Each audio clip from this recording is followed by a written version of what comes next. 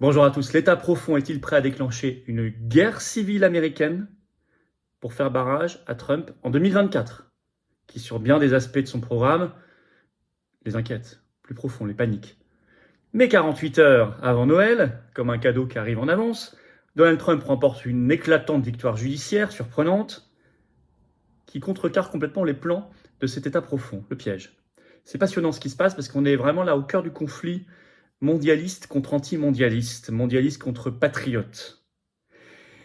Et évidemment, ce qui se passe là-bas a une influence sur nous, nous intéresse, nous devons l'observer, évidemment, parce que ce combat contre le mondialisme, nous le menons ici, avec force, et nous devons le mener, et nous devons nous en libérer. Et c'est bien l'œuvre de tous les résistants et des patriotes en particulier. Donc je vais vous expliquer ce qui se passe aux États-Unis. On voit quand même que le système est prêt jusqu'à une guerre civile, vous allez voir très très concrètement, et à quel point nous, Français libres, nous devons lutter, nous résistants, ici, pour mettre à terre aussi ici cet état profond, ce mondialisme, et nous libérer. Cette vidéo, je vous la partage, n'hésitez pas à la relayer, n'hésitez pas pour cela à vous abonner ou réabonner à cette chaîne YouTube en cliquant sur s'abonner en dessous, vérifiez que vous n'avez pas été désabonné, c'est un clic, c'est gratuit. Vous êtes abonné à la chaîne, c'est juste comme ça, il n'y a rien d'autre. Et hop, plus vous êtes abonné, plus les vidéos seront recommandées automatiquement par YouTube, on va toucher de nouvelles personnes, et en cette période de Noël, puis les fêtes, c'est quand même une très belle chose que d'essayer de sensibiliser, de toucher les cœurs des âmes et de transformer des gens en résistants. Merci à vous pour cet abonnement ou ce réabonnement à la chaîne. Par ailleurs, il reste quelques places pour notre grand dîner patriote à Paris. C'est ouvert à tous, quelle que soit votre région en France. Et par ailleurs, c'est le 17 janvier au soir, et ou bien adhérent ou non adhérent. Et il y a juste un lien pour s'inscrire sous la vidéo en description. Eh bien, écoutez, on est parti. Alors, Donald Trump va gagner probablement 2024. Ça semble se confirmer. Attention à la fraude. On en reparlera le moment venu, on en a déjà beaucoup parlé sur cette chaîne. Mais donc, l'État profond est prêt à déclencher jusqu'à une guerre civile. On avait parlé mois après mois de cette montée en panique de l'État profond américain. On ne s'est pas planté. Là non plus, vous irez voir les vidéos, vous verrez. On avait dit ils vont tenter des choses de plus en plus dingues. Sauf que Trump, là, semble avoir remporté une grande victoire, une très jolie victoire juste avant Noël comme un signe. Alors justement, est-ce qu'il serait interdit même d'être candidat alors qu'il est en tête dans tous les sondages et favori aujourd'hui? En effet, le 19 décembre, dans ce que l'AFP nomme elle-même une décision inédite et exceptionnelle, la Cour suprême de l'État américain du Colorado, un des 50 États américains, a prononcé l'inéligibilité de Donald Trump dans cet État pour la présidentielle. Il ne peut même pas être éligible, même dans les primaires républicaines, avant même d'être candidat. Au nom du 14e amendement à la Constitution américaine. Alors qu'est-ce que c'est que ce 14e? Il n'est jamais utilisé. En fait, il a été créé en 1868 pour rendre inéligible celui qui a pris part, je cite, à une insurrection ou à une rébellion. Et donc, ils lui disent il a pris part à l'insurrection du Capitole le 6 janvier 2021. Physiquement, d'abord, c'est faux. Et ensuite, même verbalement. Et deuxièmement, sur ce Capitole du 6 janvier, on a déjà fait des vidéos avec toutes les 44 000 heures de bandes vidéo qui sont sorties. Il y aurait beaucoup à redire, on a déjà beaucoup redit, mais on en reparlera. Bon, mais en tout cas, cet amendement, il est très daté historiquement, en 1868. En fait, il visait clairement les sécessionnistes sudistes qui s'étaient manifestés lors de la guerre civile américaine, la guerre de sécession 1861-1865. Donc on est dans un contexte extrêmement marqué, historiquement très particulier. Et là, il est d'un coup brandi par l'État du Colorado pour dire Trump, vous ne pouvez pas être candidat en 2024 à la présidentielle américaine. Alors évidemment, il a annoncé un recours contre cette décision devant la Cour suprême des États-Unis, donc on verra. À un moment où il est très très en avance, de plus en plus en avance dans les sondages. Il y a eu encore un sondage national publié ce 20 décembre fait par l'université de Quinnipiac et qui, au primaire, lui donne maintenant une avance considérable, 67% contre 11% pour le deuxième DeSantis, à égalité avec troisième Haley, 11%. Et même ensuite pour le sondage national, ensuite face à Biden et le candidat indépendant, qui est très remarquable d'ailleurs, Kennedy Jr., on a déjà fait une vidéo sur lui, il gagne 38 Trump, 36 Biden, 16 Kennedy Jr. Bon. Même d'ailleurs ce candidat très classe a réagi sur son compte Twitter, compte X Twitter, Kennedy Jr., en disant c'est une décision inadmissible du Colorado, le pays deviendrait ingouvernable, a-t-il dit, donc il fait référence à une guerre civile. Et le Colorado pourrait être imité par d'autres États démocrates proches de l'État profond de Biden. Par exemple, la Californie, même sans savoir s'il y a un revirement de dernière minute. Mais d'abord, la Californie, on l'a su par Fox News ce 20 décembre. Je cite, « La lieutenant-gouverneur de Californie appelle l'État à explorer toutes les options légales pour retirer Trump de la course à la présidentielle en 2024. » Cette lieutenant-gouverneur de Californie s'appelle Eleni Kounalakis. Et je vais vous lire l'article de Fox News, où elle déclare « Elle a envoyé une lettre à la secrétaire d'État de Californie, Shirley Weber, datée du 20 décembre, faisant référence à la récente décision donc, du Colorado, qui indiquait que Trump n'était pas éligible à comparaître sur le bulletin de vote de l'État en tant que candidat à la présidence en raison de son rôle dans l'incitation à l'insurrection aux États-Unis, le Capitole, le 6 janvier 2021. Cette décision consiste à honorer l'État de droit dans notre pays et à protéger les piliers fondamentaux de notre démocratie », a écrit Kounalakis. Bon. Mais vous savez ce que ça veut dire. Kennedy Jr. d'ailleurs l'a mis quasiment explicitement dans sa réaction en s'y opposant. Ce serait la guerre civile. Si vous empêchez un candidat qui est à 40% au niveau national dans les sondages, qui a déjà été président américain 2016-2020, qui est favori et en tête des sondages, imaginez par rapport la même situation en France, hein, et vous lui dites vous ne pouvez pas être candidat. Et vous dites au peuple américain, vous ne pouvez pas voter pour lui. Comment ça s'appelle ça? Qu'est-ce que vous déclenchez? Vous déclenchez une guerre civile. Évidemment. Si vous avez la moitié du pays qui a l'impression qu'il n'a plus le droit de vote, vous déclenchez une guerre civile. Mais ça montre le vrai visage de ce système qui est prêt à aller jusque-là. Évidemment. Qu'est-ce qui gêne chez Trump? Son discours anti-OTAN, son discours anti-guerre, notamment vis-à-vis de la Russie, sa violente critique, plus que cela, contre l'État profond, la corruption, les conflits d'intérêts, contre le covidisme, aujourd'hui, le fait qu'il ait assisté publiquement à une diffusion du film Sound of Freedom sur la pédocriminalité, le fait qu'il parle de vermine pour ses adversaires de l'État profond corrompus, le fait qu'il n'a pas lâché l'affaire Hunter Biden, le fait qu'il parle, comme il l'avait fait le 21 septembre 2019 devant l'Assemblée générale de l'ONU, des patriotes face aux mondialistes, la souveraineté des pays. C'est ça qui gêne.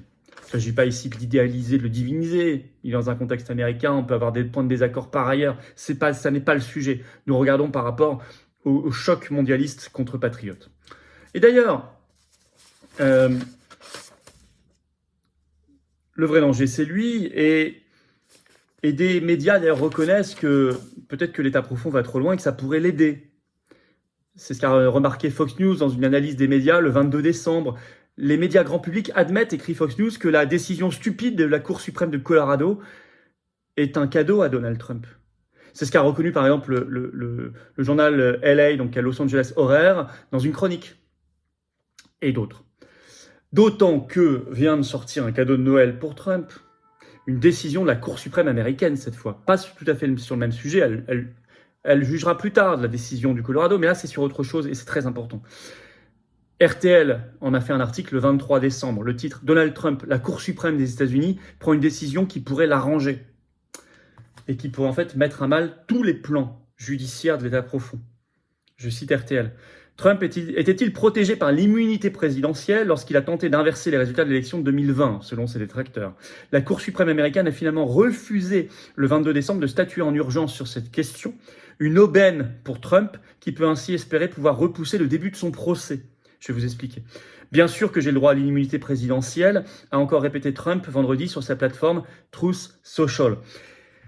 Pourquoi? Parce que la Cour suprême avait été saisie par un adversaire de Trump, le procureur fédéral Jack Smith, très proche de Biden, anti-Trump, très lié à l'État profond, qui a saisi en urgence la Cour suprême parce que Trump, lui, avec ses avocats, avait saisi une cour d'appel qui doit statuer le 9 janvier 2024 pour savoir s'il avait son immunité ou pas de président. Et cette décision de la Cour d'appel va mettre du temps à venir. Ensuite, il peut y avoir un recours dans la Cour suprême.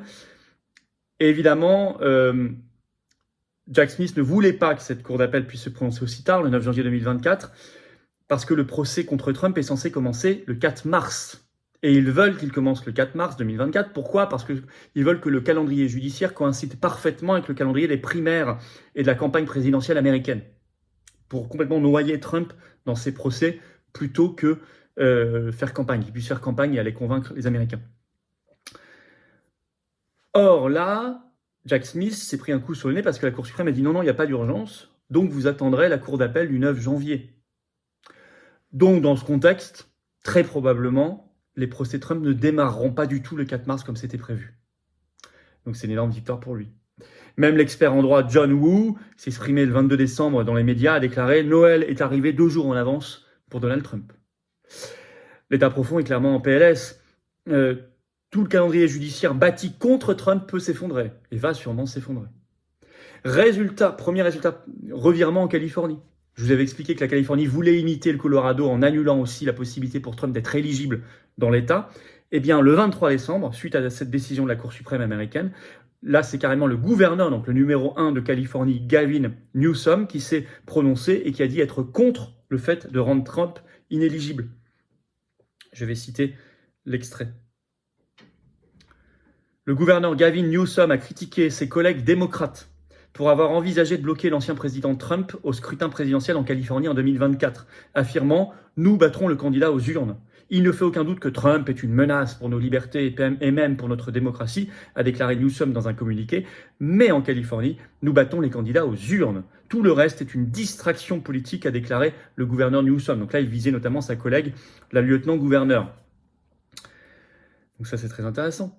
Parce que l'État profond, on l'a vu, est prêt à tout pour se sauver, dont la guerre civile. Pourquoi je parle en plus de guerre civile? Parce que si vous empêchez un candidat d'être candidat alors qu'il est favori, ancien président, vous déclenchez une réaction très forte, voire une guerre civile. Mais en plus, eux-mêmes, en brandissant l'amendement 14, le 14e amendement à la Constitution américaine, ils font explicitement référence à la guerre de sécession, qui était une guerre civile américaine. Et puis, l'État profond utilise beaucoup des points Godwin. Ainsi, la vice-présidente américaine, la vice-présidente de Biden, donc Kamala Harris, ce 20 décembre, dans une interview à la télévision américaine, a déclaré, je cite, « Sa rhétorique est similaire à celle d'Hitler ». Bon, quand on en est là, c'est qu'on est prêt à tout. C'est intéressant parce que ce qui se passe là-bas est un véritable laboratoire de ce qu'ils sont capables de faire. Pour nous-mêmes, être prêts. Pour nous-mêmes, être déterminés, être dans le combat pour nous libérer. Ça nous rappelle quelque chose, la pugnacité et tenir bon. Toujours. Pugnacité et tenir bon. On le démontrera d'ailleurs. On fera une manif le 13 janvier, samedi 13 janvier après-midi, manif nationale avec un cortège à Paris sur le Frexit. Il y a tellement de sujets, mais notamment le Frexit, ça vise clairement l'oligarchie. Notez déjà la date, je vous donnerai des précisions. Et le 17, il y a le repas sous la vidéo en description, vous pouvez vous inscrire. Et je reprends ma tournée en France partout. Je ferai ça chaque semaine quelque part. Je vous donnerai les dates très bientôt. Voilà, partagez cette vidéo, abonnez-vous à cette chaîne si vous voulez bien. Merci beaucoup. Il suffit de cliquer sur s'abonner en dessous, c'est un clic, c'est gratuit. Vous êtes abonné à la chaîne et grâce à vous, les vidéos vont mieux circuler. Et puis je vous attends, patriotes, voilà. Je vous attends maintenant. Faites-vous un cadeau de Noël, faites-le un cadeau à quelqu'un. Adhésion, réadhésion, don au mouvement. Pour nous rejoindre dans cette belle dynamique antimondialiste de résistance, de liberté, de libération, de souveraineté. C'est ça les patriotes. Largement le plus grand mouvement souverainiste et de défense des libertés de France, grâce à vous et avec vous. Vous pouvez adhérer dès maintenant.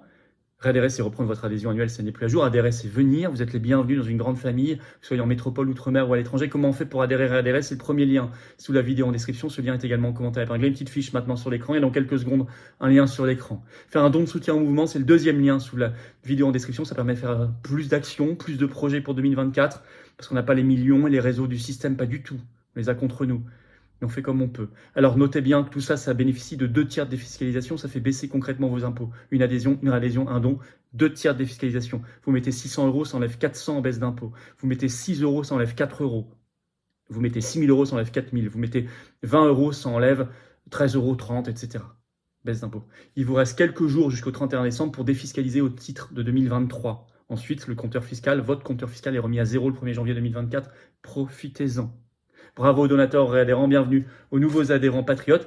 Et je vous souhaite un excellent réveillon de Noël, un excellent et un très joyeux Noël. On se retrouve très très bientôt. Vive la France!